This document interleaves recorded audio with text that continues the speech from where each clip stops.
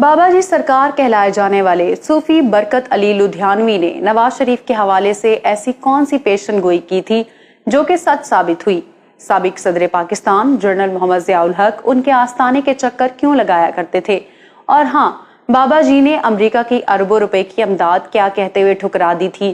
تو جناب، آج ہم رائل برٹش انڈین آرمی میں میجر کی نوکری چھوڑ کر اپنی زندگی اللہ کے لیے وقف کر دینے والے ولی کامل صوفی برکت علی لدھیانوی علیہ رحمہ کی بایوگرافی ڈیٹیل میں جاننے والے ہیں۔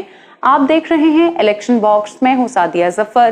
میرے انسٹا اکاؤنٹ کا لنک آپ کو ڈسکرپشن میں مل جائے گا، اور ہاں، آپ مجھے کامنٹ سیکشن میں اپنی فیڈ بیک سے آگاہ کریں۔ میں نہ صرف آپ کے کامنٹس کو پڑھوں گی بلکہ رپلائی بھی کروں گی۔ So let's begin. آج سے 1 صدی قبل لدھیانہ ضلع کے قریب ایک گاؤں میں میاں نگاہ بخش نام کے سادہ لو انسان رہتے تھے۔ میاں نگاہ کا تعلق دھریوال جٹ قوم سے بتایا جاتا ہے۔ 27 اپریل 1911 کو ان کے گھر میں بیٹے نے آنکھ کھولی۔ والدہ جنت بی بی نے اپنے جگر گوشے کا نام برکت علی رکھا۔ ننھے برکت علی نے اپنی ابتدائی تعلیم اپنے گاؤں کے قریب رائے کوٹ سے حاصل کی۔ برکت علی کی شادی برکات بی بی سے اس وقت کر دی گئی جب ان کی عمر 16 برس تھی۔ چونکہ ان کے والد بزرگوار برطانوی فوج میں ملازمت کیا کرتے تھے، یہی وجہ تھی کہ اپنے والد کی خواہشات کی تکمیل کے لیے وہ 1930 میں برٹش رائل انڈین آرمی میں بھرتی ہو گئے۔ وہ تاج برطانیہ سے تنخواہ تو لے رہے تھے، لیکن شاید ان کی منزل کچھ اور تھی۔ صوفی برکت علی سہارنپور کے ایک بزرگ سید امیر الحسن سہارنپوری کے مرید اور عقیدت مند تھے۔ اب یہاں سے ان کی زندگی میں ٹرننگ پوائنٹ آیا۔ صوفی برکت علی لدھیانوی کی فوجی ملازمت کا ایک قصہ بتایا جاتا ہے کہ کور کمانڈر جنرل وچ ان کی شخصیت سے بے حد متاثر تھے، جس کا اندازہ آپ یوں لگا لیں کہ وہ انگریز آفیسر رمضان المبارک کے مقدس مہینے کے احترام میں تب تک نہیں کھاتا تھا جب تک افطار کا وقت نہ ہو جائے۔ گزرتے وقت کے ساتھ ساتھ صوفی برکت علی لدھیانوی روحانیت کی منازل طے کرتے گئے تو انہیں یہ دنیا داری اور یہاں کے معاملات غیر ضروری لگنے لگے۔ ایک روز انہوں نے فیصلہ کیا کہ اب سے انگریز کی نوکری چھوڑ کر اپنے رب کی چاکری میں ساری عمر وقف کرنی ہے۔ لیکن یہ سب کچھ اتنا آسان نہ تھا۔ دوسری جنگ عظیم جاری و ساری تھی۔ ایسے میں 22 جون 1945 کو انہوں نے فوج سے استعفیٰ دے دیا۔ تب جنگی ماحول میں فوج سے سٹیپ بیک کرنا غداری کے زمرے میں آتا تھا، جس کی سزا کالا پانی کے جزیرے میں عمر قید یا پھانسی سے کم نہ تھی۔ صوفی برکت کے افسران نے ان پر بہت پریشر ڈالا، جان سے مارنے کی دھمکیاں دیں اور طرح طرح کے لالچ دیے، لیکن وہ کہتے ہیں نا، سرفروشی کی تمنا اب ہمارے دل میں ہے، دیکھنا ہے زور کتنا بازوئے قاتل میں ہے۔ صوفی برکت علی لدھیانوی فوجی ملازمت چھوڑنے کا پختہ فیصلہ کر چکے تھے، تو وہ کہاں پیچھے ہٹنے والے تھے۔ پھر ایک روز انہیں زہر دے دیا گیا، لیکن خدا کی قدرت دیکھیے کہ وہ زندہ سلامت رہے۔ بعد ازاں وہ کورٹ مارشل میں بھی سرخرو ہوئے۔ صوبیدار میجر کے منصب تک ترقی کرنے والے صوفی برکت علی کی فوج کی وردی اتارنے کے بعد اگلی ملازمت اللہ اور اس کی مخلوق کی خدمت تھی۔ قیام پاکستان کے بعد وہ کچھ عرصے تک مختلف شہروں میں قیام پذیر رہے، اور پھر وہ مستقل طور پر فیصل آباد کے قریب ایک علاقے میں آ کر رہنے لگے۔ یہاں انہوں نے دارالاحسان کے نام سے آستانہ بنایا اور ذکر و اذکار میں مشغول ہو گئے۔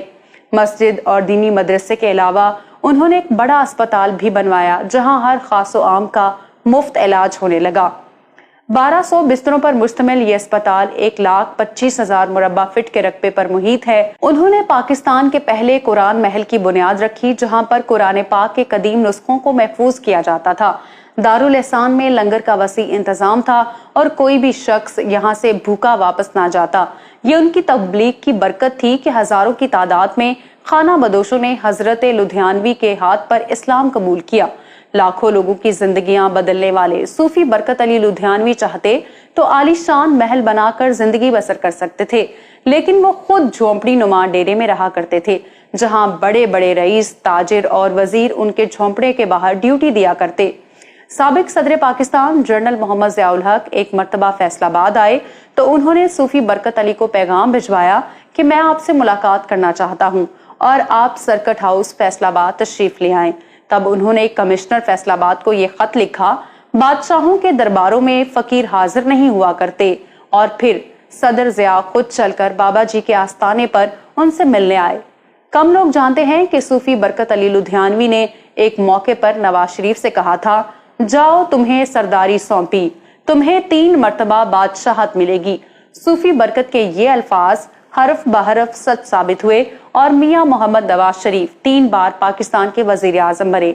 उन्होंने पाकिस्तान के सरकारी नशरियाती अदारे पीटीवी को बहुत सारे इंटरव्यूज रिकॉर्ड करवाए।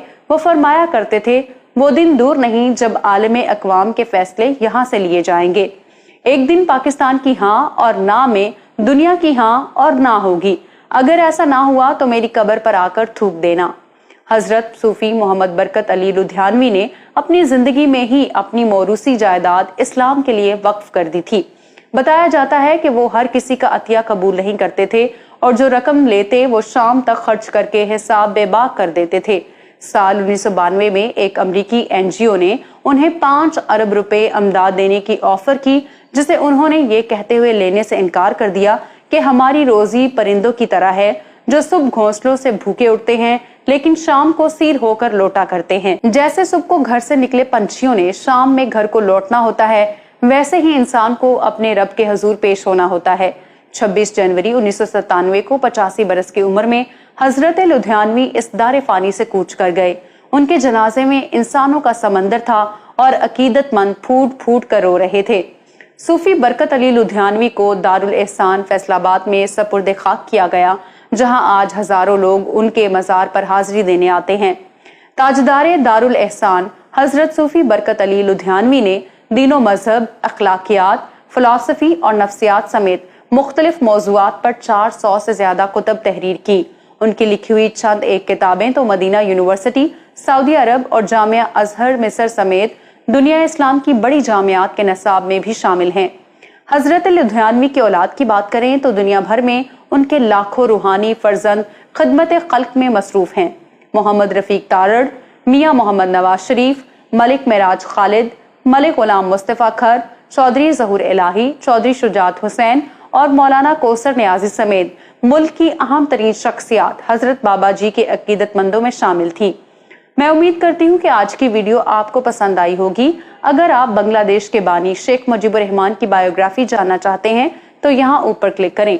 जनरल यहिया की बायोग्राफी के लिए यहाँ नीचे और इमरान खान के फैक्ट्स आपको यहाँ मिलेंगे। वीडियो को लाइक करें और शेयर करें। इलेक्शन बॉक्स को लाजमी सब्सक्राइब कर लें और हमारी वीडियोस को देखते रहें। अल्लाह हाफिज नासिर।